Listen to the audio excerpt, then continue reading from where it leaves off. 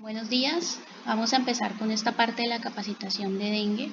Mi nombre es María Elena Tello, yo soy médica epidemióloga y trabajo en el equipo de vigilancia epidemiológica de la Secretaría de Salud Departamental. Entonces vamos a hablar un poco sobre dengue. El dengue es un virus de ARN que pertenece a la familia Flaviviridae, ¿sí? También es conocido como una arbovirosis, ya que es una infección que se transmite a través de vectores, que son los mosquitos del género Aedes. Para nosotros es un problema en salud pública porque ya tenemos el dengue conviviendo, es una enfermedad endémica, pero también tenemos ciclos epidémicos que resultan cada 4 a 5 años y que pues hacen problemático durante ese tiempo el abordaje de dengue. Pero también consideramos que somos hiperendémicos porque tenemos todos los serotipos circulando en el país. Recordemos que son 4 serotipos.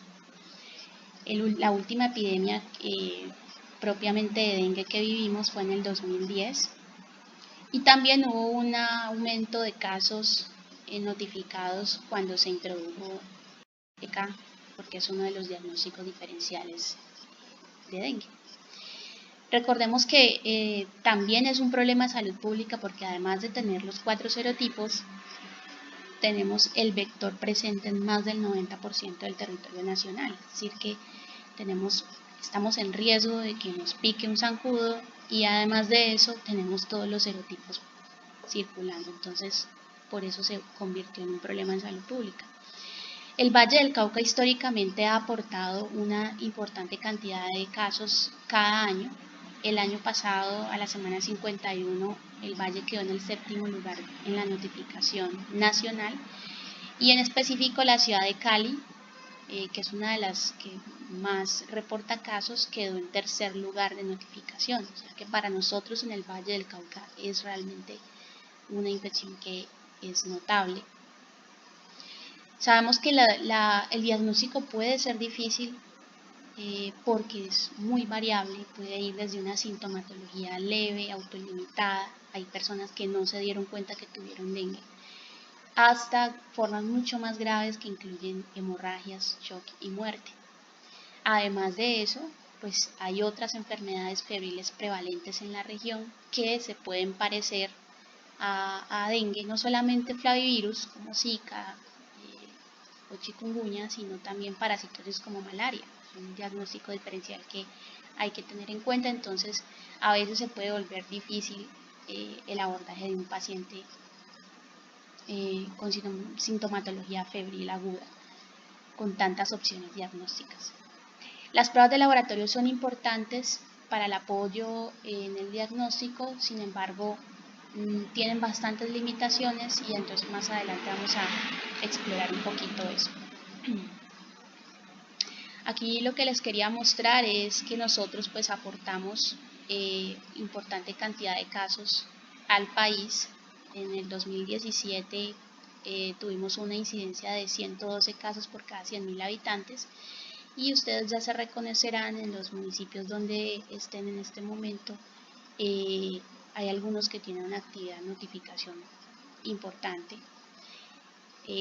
Por acá tenemos por ejemplo el Águila y Bugala Grande, que aportaron entre 194 y 259 casos por cada 100.000 habitantes, pero recordemos que estos municipios tienen una densidad poblacional pues menor a la de Cali si comparamos, entonces allá tener 3, 4 casos se vuelve también un problema. Entonces es importante que tengamos en cuenta esa distribución epidemiológica del dengue porque nos va a tocar, o sea, según lo que nos muestra la epidemiología, en algún momento si nos ubicamos en algunos de estos sitios nos va a tocar pacientes con dengue. Esta es la clásica gráfica que encuentran ustedes en la guía clínica de dengue. Aquí se trata de concentrar lo que sucede tanto en la clínica como paraclínicamente, pero yo quisiera que miráramos un poquito más en detalle esa respuesta inmunológica para que sepamos manejar bien el tema de las pruebas diagnósticas. Primero pues hablemos de que el virus tiene un periodo de incubación que puede ir entre 4 a 14 días, el ciclo completo. Entonces hay un paciente enfermo que está en su viremia, está en los primeros 5 días de inicio de los síntomas, y un mosquito sano lo pica y ese mosquito se infecta. Dentro del mosquito el virus tiene un periodo de incubación de más o menos 10 a 12 días, y en ese transcurso, en ese lapso de tiempo, el mosquito se vuelve transmisor. Ese mosquito infectado pica a un huésped susceptible y dentro del huésped se produce el periodo de incubación entre 4 a 7 días, y posterior a eso estallan los síntomas porque ya se ha replicado suficientemente el virus, y entonces inicia la etapa de viremia, debutando con la fiebre, ¿sí? Entonces, durante esos primeros 5 días, el paciente está en viremia y en ese tiempo se pueden detectar algunas pruebas pueden detectar precisamente la presencia del virus. Posterior a eso, alrededor del cuarto o quinto día, inicia la respuesta de la inmunoglobulina aguda, que es la IgM, y hacia el séptimo día, noveno día, se empieza a notar la respuesta de la inmunoglobulina de memoria, que es la IgG. Entonces, teniendo en cuenta esto, vamos a ver en qué momento podemos pedir algunas pruebas. Entonces, si ya sabemos que durante los primeros 5 días de inicio de los síntomas está la viremia, entonces tenemos que utilizar pruebas directas. Las pruebas directas son aquellas que detectan el agente, ya sea por aislamiento viral, ¿sí?, por detección de su material genético a través de PCR, o la detección de material antigénico, como son los antígenos no estructurales, más conocido es el NS1. Pero si nosotros cogemos al paciente después de los 5 días de inicio de los síntomas, entonces ya no podríamos pedir este tipo de pruebas, sino que pediríamos las pruebas indirectas que capturan la respuesta inmunológica del huésped frente a la infección. Entonces, como ya dijimos, se eleva IgM en la fase aguda. Entonces podríamos solicitar IgM, y luego, después de más o menos el séptimo día, se empieza a generar la memoria con IgG. Esto es para la primoinfección, ¿no? Para la infección secundaria o las infecciones secundarias, recordemos que si son 4 serotipos, usted tiene la posibilidad de infectarse, de tener 4 veces dengue, ¿sí? Porque infortunadamente la infección por uno de los serotipos no confiere inmunidad frente a las demás. Sí genera problemas de reacciones cruzadas en las pruebas diagnósticas, pero no protege contra los demás serotipos. Si estuviéramos frente a una segunda infección, entonces es probable que ya no encontremos como inmunoglobulina aguda a la IgM, sino que veamos el primer pico que lo hiciera la IgG, porque es la que está ya lista. Y esa es una de las dificultades de las pruebas diagnósticas. A usted le marcan en una prueba rápida un resultado positivo o negativo, y usted dice que es positivo cuando tiene IgG positiva, y es negativo cuando es positivo cuando IgM está presente, y es negativo cuando IgG está presente. Pero cuando es segunda infección es al revés. Usted puede encontrar que primero se eleva la IgG. Pero ¿cómo se va a dar cuenta que se eleva primero la IgG si usted no tiene la IgG basal? Entonces, ese es uno de los problemas. En segunda infección, la IgG puede aumentar su valor basal hasta 4 veces, y en algunos casos hasta el 20% de los pacientes no hace elevación de la IgM.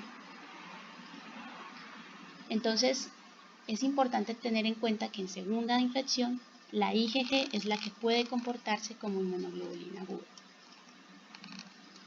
Bueno, entonces, con respecto entonces a las pruebas indirectas que se pueden pedir, que capturan esa respuesta inmunológica, ya sea en primera infecciones o en infecciones subsecuentes, pues tenemos algunas técnicas como el ELISA, que captura IgG e IgM, y las pruebas de diagnóstico rápido. Algunos ensayos están en la mitad de las dos fases de la enfermedad. Y son muy importantes porque el antígeno de superficie, el antígeno NS1, se puede detectar en la fase virémica, ¿sí?, en los primeros 5 días de la infección, pero también puede detectarse hasta 9 días, o sea, hasta 9 días de inicio de los síntomas se puede detectar el NS1, o sea que queda como en la mitad de esas dos fases. Por tanto, estos ensayos combinados, digamos, tienen unos mejores rendimientos. Usted tiene más chance de detectar, de que le salga positivo, o aumentan pues la sensibilidad de la prueba cuando tiene combinación de antígeno NS1 y detección de inmunoglobulinas. Bueno, entonces me han pedido que les comente un poco sobre una investigación en dengue que llevé a cabo como parte del trabajo de grado de mi maestría. Yo me concentré en averiguar cuál era el impacto que tenía el resultado de la prueba diagnóstica rápida, como la que ven acá, sobre la decisión de manejo de antiinflamatorios y de antibióticos, ¿sí? Entonces miremos un poco. Para los que no conocen una prueba rápida en dengue, aquí hay una. Tenemos la captura de las inmunoglobulinas y la captura de el NS1. Esto es igualito que una prueba de VIH rápida. Usted tiene aquí el pozo, coloca ahí la muestra de suero, coloca la solución buffer que viene pues en la cajita del inserto, y eso le marca una reacción de color, porque esta técnica que utilizan las pruebas rápidas se llama inmunocromatografía. Entonces aquí hay un papel que se va a marcar de acuerdo a si está la presencia de los anticuerpos o no, y se va a marcar si está la presencia del antígeno o no. Es muy práctica porque puede obtenerse en resultados entre 15 a 20 minutos, que es realmente muy práctico. Sin embargo, tiene muchos problemas en su rendimiento, y por tanto un resultado negativo no descarta dengue, así como tampoco un resultado positivo no lo confirma, ¿sí? Sin embargo, lo que hemos visto es que se ha documentado un aumento en la tendencia de uso de estas pruebas en los servicios asistenciales. Realmente casi todo el mundo utiliza pruebas rápidas, y lo que recomienda el protocolo, por ejemplo, es que no se deben usar para confirmar, sino que las pruebas que están aceptadas son para las pruebas indirectas, ELISA, ¿sí? Y para las pruebas directas, pues PCR, aislamiento, las que ya les comento. Entonces, lo que les quería contar un poco sobre lo que averigué en la literatura del rendimiento de las pruebas rápidas es que depende de muchos factores, ¿sí? Depende del tiempo de evolución de la enfermedad, depende de los antecedentes infecciosos que tenga el paciente. Recuerden que las reacciones cruzadas pueden darse incluso con pacientes que estén recientemente vacunados contra fiebre amarilla. Entonces, a usted le sale una IgM positiva y resulta que hace 15 días el paciente le aplicaron la vacuna. Eso no hace que sea menos confiable. Y también depende de la casa comercial que las fabrique. Entonces, mire que como prueba rápida en la captura de IgM y IgG, uno puede encontrar en la literatura sensibilidades que van del 52 al 95%, o sea, es muy variable. Y con una especificidad generalmente buena. Cuando capturamos solamente NS1 como prueba rápida, miren, del 40 al 77%, ¿sí? También es muy variable y es en general bajita. Pero cuando se combinan los ensayos, como les había mostrado en la gráfica anterior, cuando se captura NS1 y también las inmunoglobulinas, pues la sensibilidad mejora, es decir, la probabilidad de que usted obtenga un resultado positivo en los enfermos mejora. Y definitivamente pues con ELISA los rendimientos son mucho mejores, por eso es que el Laboratorio Departamental de Salud y el Instituto realizan pruebas de ELISA serológicas, y pues las demás cuando son pruebas, cuando es menor de 5 días, realizan pruebas directas. Entonces, dicho lo anterior, pues teníamos la duda en la investigación de saber cómo impacta ese resultado de la prueba sobre la prescripción de antibióticos y antiinflamatorios. Antibióticos porque no estarían indicados si es una infección viral, no tendría por qué usarse antibióticos, y antiinflamatorios porque suponen un riesgo de hemorragia, como ya se ha documentado, y no deberían usarse. Entonces, de acuerdo a eso, hicimos una cohorte retrospectiva en 9 IPS de Cali. Confandi nos facilitó el escenario para esa investigación. Recolectamos un total de 330 pacientes, 165 con pruebas positivas y 165 con pruebas negativas. Se evaluó en cada uno de los grupos de exposición cuál era la prescripción de antibióticos y de antiinflamatorios, y se tomaron en cuenta otras variables de exposición importantes para hacer pues los análisis. Estos son algunos de los análisis que hicimos. Al final escogimos un modelo de regresión logística por el tipo de variable de respuesta que teníamos para cada uno de los eventos que les acabo de mencionar, la prescripción de antibióticos y de antiinflamatorios. Y esto fue lo que encontramos así a grandes rasgos. Pues encontramos que en las pacientes que tenían prueba rápida positiva hubo una prescripción del 3% de antibióticos. Los que tenían prueba rápida negativa les prescribían más antibióticos, casi 14%. La prueba en sí, o sea, el resultado del positivo de la prueba no tuvo ningún efecto sobre la prescripción de antibióticos, o sea, ni la aumentó ni la disminuyó. Encontramos que estar hospitalizado aumentaba el riesgo o la oportunidad, en este caso, de usar antibióticos, independientemente del resultado de la prueba. Pero algo muy importante que encontramos fue que cuando la prueba era positiva y el paciente estaba hospitalizado, se disminuía en un 98% la oportunidad de usar antibióticos. Es decir, que la prueba rápida parece, en este contexto de estas IPS, que está siendo utilizada o tiene un efecto importante en el paciente internado, en tomar decisiones sobre el paciente internado. Otros factores que aumentaron la probabilidad de uso de antibióticos independiente del resultado de la prueba fueron tener leucocitosis, pues que tiene todo el sentido del mundo. Si usted tiene leucocitosis y piensa que su paciente está infectado por una bacteria, pues usted le pone antibióticos. Aquellos que tenían síntomas urinarios, también los síntomas urinarios fueron digamos un predictor importante de uso de antibióticos. Y aquellos pacientes que durante el ingreso la primera impresión diagnóstica que tenían era diferente de dengue, entonces tenían mayor probabilidad de uso de antibióticos. En el caso de los antiinflamatorios, encontramos que en las personas expuestas, o sea, los que tenían prueba rápida positiva, se les prescribió antiinflamatorios a 1.21% de los pacientes de la cohorte, y los que tenían prueba rápida negativa, casi 8% se les prescribió antiinflamatorios. Aquí en los antiinflamatorios la prueba positiva sí tuvo un efecto importante en la disminución del riesgo de uso de antiinflamatorios. Como se ve acá, cuando la prueba era positiva, la probabilidad de usar antiinflamatorios fue mucho menor. ¿Sí?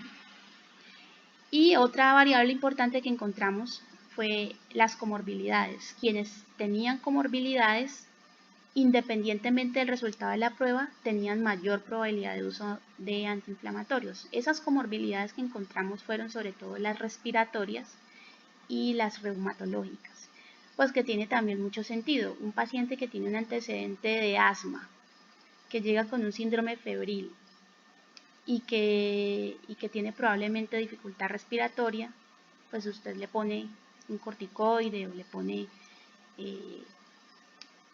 algo, sí, un antiinflamatorio que le genere confort, porque, bueno, se me olvidó decirles que dentro de antiinflamatorios medimos o tuvimos en cuenta dos tipos de moléculas, que son los AINES y los corticoides, para que quede un poco más claro.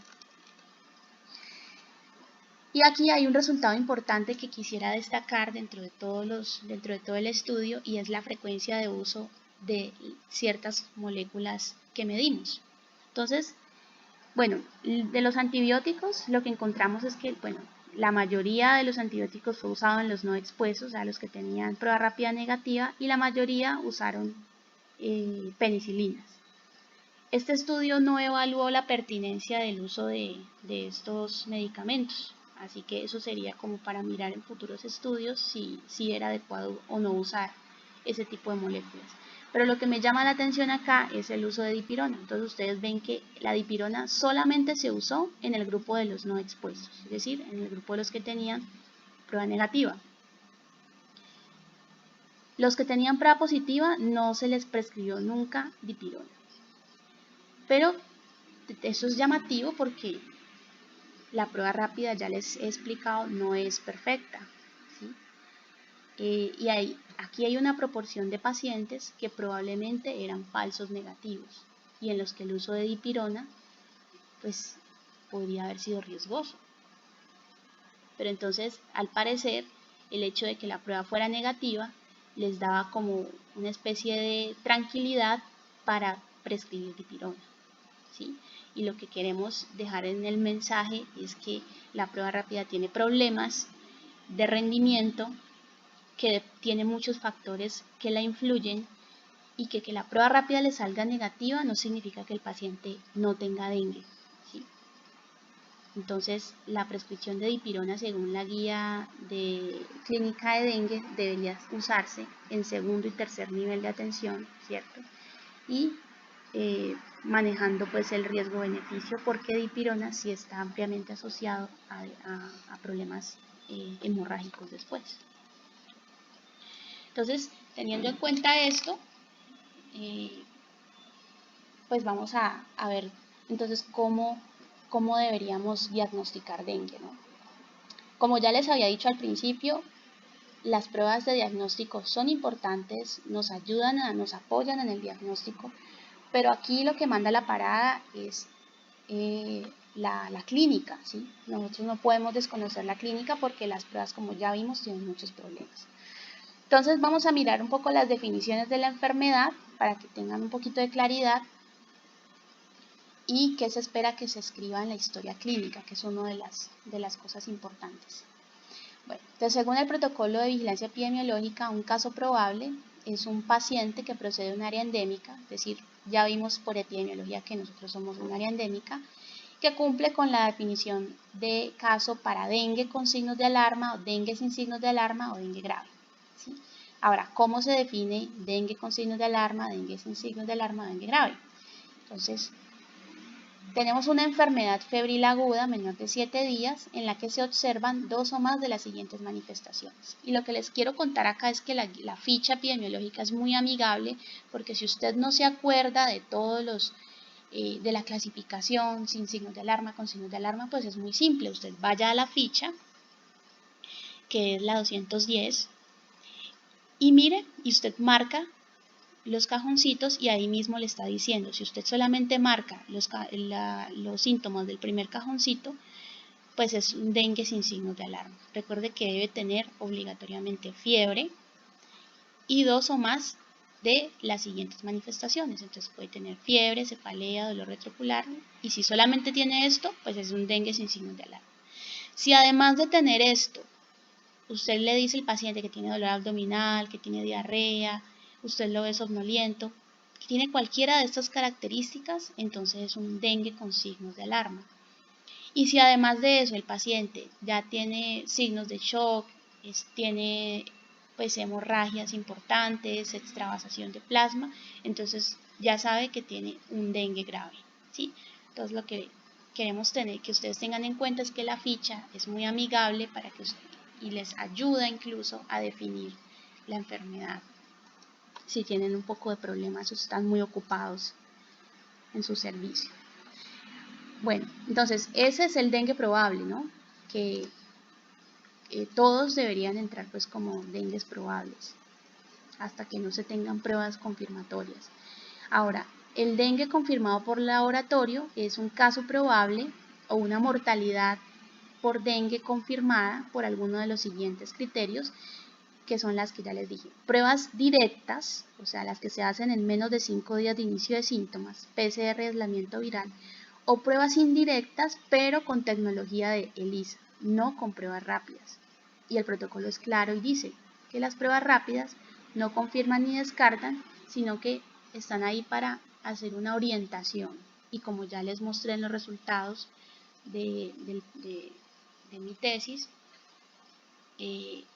pues no es peligroso, es peligroso que ustedes las usen para descartar porque se les puede escapar un paciente que en realidad sí tenía dengue y pues eso puede tener consecuencias importantes.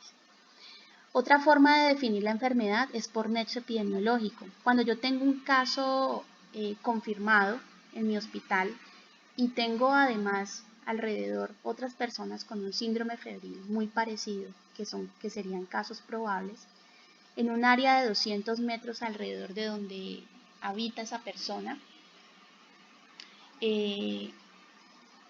yo podría confirmar esos casos por nexo epidemiológico, teniendo en cuenta pues el tiempo, ¿no? En los 21 días anteriores o posteriores al diagnóstico. Como ya les había explicado en una de las gráficas, el mosquito se alimenta de un paciente que ya está infectado y que está en su fase de viremia, ¿sí? Ese mosquito infectado, una vez se incuba el virus, va y afecta a otras personas alrededor de donde vive. Entonces, el tema de ponerle toldillo al paciente que está enfermo, que tiene la enfermedad menor de 5 días de evolución, no es proteger al enfermo porque el enfermo ya está infectado por dengue, sino que es proteger a los que están alrededor para que no les dé dengue precisamente, ¿sí? Bueno, y otra definición que contempla el protocolo es la mortalidad por dengue, que es la muerte de un caso probable de dengue que se le confirma el diagnóstico por laboratorio con algunas de las pruebas que ya vimos que sirven para confirmar. Entonces, ¿qué se espera que ustedes consignen en la historia clínica? Porque eso es uno de los debates que se tienen cuando se hacen las visitas en los hospitales y en las clínicas y se revisan historias que son de dengue. Como ya dijimos, el diagnóstico de dengue sigue siendo, el pilar diagnóstico de dengue sigue siendo clínico, ¿sí? Sigue siendo la historia clínica. Como no tenemos a la mano pruebas directas, o sea, en sus hospitales yo no creo que haya como hacer una PCR, un aislamiento viral para dengue, ¿cierto? Y muchos hospitales, y no son la mayoría, no tienen disponible las pruebas ELISA, que son las que se deberían usar como pruebas indirectas. Entonces, ¿qué nos queda? Nos quedan las pruebas rápidas que tienen muchas limitaciones, pero también nos queda hacer una buena historia clínica y hacer pues indagar bien en el paciente cómo son sus síntomas. Entonces, en la anamnesis, en la enfermedad actual, se esperaría que ustedes describan la definición de casos si el paciente la tiene, pues fiebre, cefalea, mialgias, artralgias, ¿sí? Precisar la cronología de los síntomas, porque como ya vimos, las pruebas se utilizan de acuerdo al tiempo de evolución de los síntomas y buscar los signos de alarma si los tienen.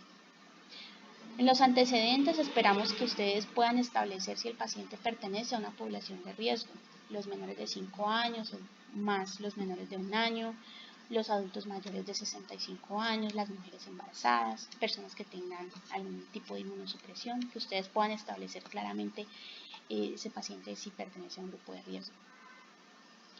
En el examen físico, hacer una buena descripción del estado general del paciente, del estado de hidratación, que es una de las cosas más importantes a tener en cuenta en la posterior instauración del tratamiento, si tiene edemas, si tiene manifestaciones hemorrágicas visibles y sus signos vitales, porque allá van a ver pues las fases cuando el paciente hace hipotermia, por ejemplo, o se normaliza la temperatura, puede ser la antesala de un dengue grave. ¿Sí?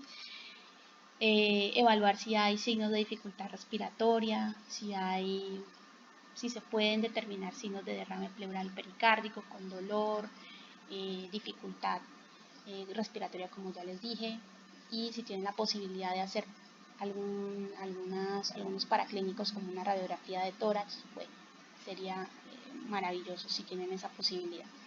Evaluar si hay hepatomegalia, ¿no? Que es muy importante para dengue, si hay dolor a la palpación abdominal, si hay ascitis, porque esos son signos de alarma que nos tienen que poner pues más pilosos con ese paciente. Revisar si hay estigmas de hemorragias, o si hay edemas en las extremidades, y revisar pues el sensorio, si hay irritación meningia, el estado de conciencia, el comportamiento del paciente, etcétera, etcétera. Recuerden que hay otros flavivirus que pueden afectar el sistema nervioso, como puede ser Zika, que ya hemos visto, como una manifestación neurológica. Aquí les puse un poco sobre los signos de choque a tener en cuenta, ¿sí?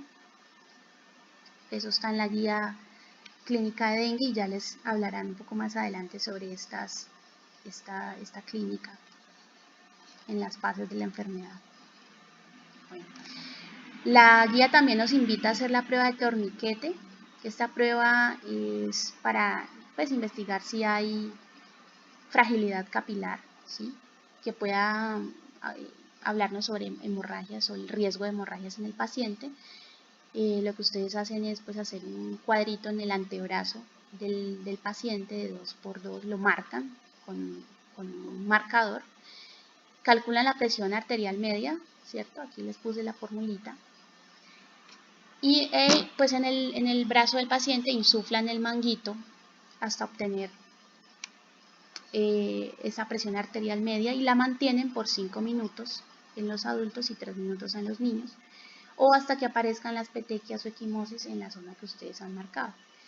Se debería contar el número de petequias, cuando son 20 o más petequias en el adulto es positivo, y en el caso de los niños cuando son 10 o más. Esta prueba nos habla solamente sobre la fragilidad capilar y sobre la probabilidad de que tengan manifestaciones hemorrágicas, pero tengan en cuenta que la prueba, si es positiva, no diagnostica dengue, porque pues la fragilidad capilar que puede haber ahí no solamente puede ser debida a dengue, sino a múltiples factores.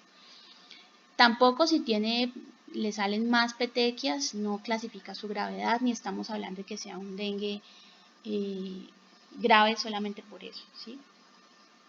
Y si es negativa, tampoco lo descarta, ¿sí? Sin embargo, la guía lo recomienda hacer la prueba del torniquete, ¿sí? Para orientar. Igual que una prueba rápida, la prueba del torniquete orienta, no diagnostica. Y algunas diferencias que hay que tener con otros flavivirus dentro de los diagnósticos diferenciales que les había comentado, pues este cuadrito está más o menos resumiendo qué es lo que podríamos encontrar en uno o en otro de los posibles diagnósticos de flavivirus. Entonces, en dengue podemos encontrar con más, digamos, intensidad la fiebre, de 4 a 7 días, cefalea que puede ser intensa, náuseas y vómitos persistentes, ¿sí? Las mialgias y el dolor abdominal que puede ser pues más intenso en dengue. Hay otros signos que pueden encontrarse, otros signos y síntomas, pero digamos que estos tres, la fiebre, la cefalea, las mialgias y el dolor abdominal, pueden ser un poco más orientativos de dengue. En el caso de chikungunya, la fiebre también es alta, pero hay una característica de la fiebre es que es de inicio súbito, dura de 2 a 3 días más o menos, y el dolor articular es supremamente intenso, se produce en más del 90% de los casos, incluso con edemas, y algunos pacientes muestran signos de derrame articular y todo eso, o sea, fiebre alta y el dolor articular. Y en el caso de Zika, La fiebre es más bien rara, puede estar incluso ausente y durar entre 1 y 2 días. Es característica la conjuntivitis no purulenta, el exantema, que es muy llamativo en el Zika, ¿sí? Aunado con el prurito, ¿sí? La hiperemia o inyección conjuntiva pues va de la mano con el dolor retroocular y la conjuntivitis no purulenta, y el edema en miembros inferiores, ¿sí? Entonces, como ya vimos, muchos signos y síntomas se superponen en los tres flavivirus, pero hay algunos signos y síntomas que son como más característicos de cada uno. Ustedes pueden luego echarle una repasada a este cuadrito con más detalle. Bueno, entonces, ya para terminar, hablemos sobre la vigilancia, digamos las pruebas que hay que tener, que hay que mandar al laboratorio o hay que hacer como parte de la vigilancia epidemiológica. Entonces, para dengue tenemos pruebas virológicas, que son las que ya les dije, las pruebas directas, se hacen en los primeros 5 días de inicio de síntomas, y son las que se remiten al instituto porque son pruebas pues complejas, las que ya les dije, aislamiento viral, PCR, que en sus servicios generalmente estas pruebas no están disponibles, entonces se hacen en el laboratorio departamental y en el instituto. Y la vigilancia serológica es la que se hace posterior al 5.º día, y si se realizan por los aseguradores, son las que deberían hacer en sus hospitales y clínicas, que es el ELISA de IgM, ELISA, ¿sí? Entonces, para el caso del dengue sin signos de alarma, cuando ustedes clasifican un dengue sin signos de alarma, se deben enviar del 10 al 20% de las muestras de estos pacientes para confirmar IgM, es decir, enviar el 10 al 20% al laboratorio departamental. Y cuando tengan clasificación de dengue grave, el 100% de las muestras deben ser enviadas al laboratorio departamental para que ellos hagan el control de calidad, ¿sí? Si estamos frente al virus de chikungunya, ¿sí?, de lo que ya vimos, uno de los diagnósticos diferenciales, pues tener en cuenta los grupos de riesgo, que son los viajeros, las personas con VIH o una inmunosupresión, los adultos mayores y los niños. A ellos también se les manda suero, ¿sí? Se debe enviar al laboratorio departamental, ¿sí?, con la ficha de chikungunya. Recuerden, síntomas mayores a 6 días. Entonces, en chikungunya también se hace vigilancia virológica. Si tienen menos de 5 días, estas muestras se mandan al instituto para hacerles PCR, y la vigilancia serológica se hace en los mayores de 6 días y el laboratorio departamental les hace ELISA. Sabemos que en los servicios asistenciales, pruebas para chikungunya, pues no hay. Lo único que hace las serológicas es el laboratorio departamental, y en el caso de las virológicas, el instituto. Y en el caso de Zika, se deben enviar las muestras también al laboratorio departamental. Aquí sí se debe dividir si es gestante o si es una complicación neurológica. En el caso de las gestantes, el suero de 5 días posterior a los 5 días de inicio de los síntomas se debe enviar, y esta circular 020-2016, donde habla de los lineamientos de vigilancia por laboratorio de esta enfermedad, nos habla sobre una alternativa que es mandar orina y mandar saliva hasta 10 días pos inicio de síntomas, ¿sí? Igual ellos allá le hacen PCR y le hacen pruebas serológicas, ¿sí?, dependiendo pues del tiempo de evolución. Y cuando usted está marcando o usted está notificando complicaciones neurológicas, en el caso de, si está hablando de síndrome de Guillain-Barré, entonces se debe enviar suero, orina y saliva hasta 10 días posterior al inicio de los síntomas. Pero si es menor de 14 años y tiene estas complicaciones parecidas al síndrome de Guillain-Barré, recuerden que hay que notificar también parálisis flácida, ¿sí?, porque también vigilamos poliovirus, y en este caso habría que mandar suero, orina y materia fecal hasta 14 días posinicio de los síntomas. El tema de enviar líquido cefalorraquídeo pues queda a criterio médico si lo requiere o si ustedes lo deciden, pero no es una muestra obligatoria. Y pues en el caso de los productos de la gestación, aquí hay un cuadrito muy interesante que encontré en una de las presentaciones del Instituto Nacional y nos define qué hacer cuando el producto de la gestación es un nacido vivo, es un mortinato o un producto mayor de 22 semanas, cuando es un aborto. Entonces miremos uno por uno. Cuando es un recién nacido vivo, entonces pues hay que indagar el antecedente de Zika en la madre, ¿cierto? Pues que tiene un nacido vivo que tiene pues una microcefalia, ¿no? Mirar si la madre tuvo Zika. Se mandan suero de la madre para hacer PCR a ese suero y suero del neonato, ¿sí? Se mandan muestras de tejidos de cordón umbilical y de placenta. Se debería estudiar este grupo de enfermedades del Storch.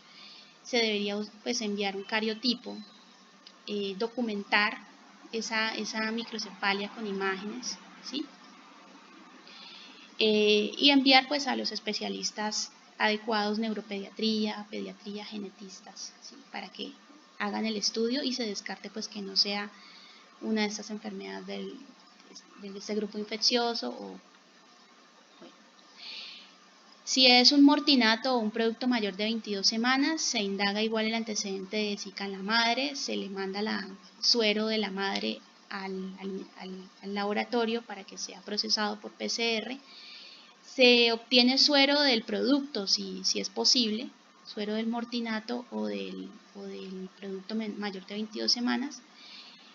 Muestras de cordón umbilical y de placenta, igual se deben estudiar el grupo de estas enfermedades infecciosas del Storch, hacer un cariotipo, documentar con neuroimágenes y hacer necropsia clínica del feto y de la placenta. Y si es un aborto menor de 22 semanas en una madre con un antecedente confirmado o clínico de Zika, si una madre está con Zika o que le dicen que tiene Zika y en los siguientes días aborta, hacer un estudio de restos placentarios y mandar muestras de suero de la madre para hacer PCR. Listo. Este cuadrito pues resume un poco lo que les decía de la circular 020-2016, aunque este no es la capacitación para Zika, ustedes pueden comunicarse con el laboratorio departamental por si tienen alguna duda un poco más específica de Zika. Aquí solamente era como un repaso. En el caso de la mortalidad por dengue, pues lo que se espera es que se obtengan muestras de suero del paciente fallecido y también que se haga viscerotomía. Esos son los órganos que se deberían enviar, ¿sí? Cerebro, estómago, hígado, riñón, corazón y pulmón. Se deben enviar las muestras de formol al 10% en temperatura ambiente y muestra en solución salina, o sea, una muestra en formol y una muestra en solución salina refrigerada de 2 a 10 grados centígrados. Además, pues enviar la ficha de notificación, la epicrisis, donde se explica pues la evolución del paciente, enviarlo pues al laboratorio departamental para que ellos hagan las pruebas. El laboratorio departamental, algunas de esas pruebas las envía al Instituto Nacional de Salud. Y eso era pues todo lo que quería comentarles sobre dengue. Si hay alguna duda, pues aquí hay un correo donde ustedes pueden escribirnos y esperamos pues que todo haya quedado un poco más claro para dengue. Muchas gracias por su atención.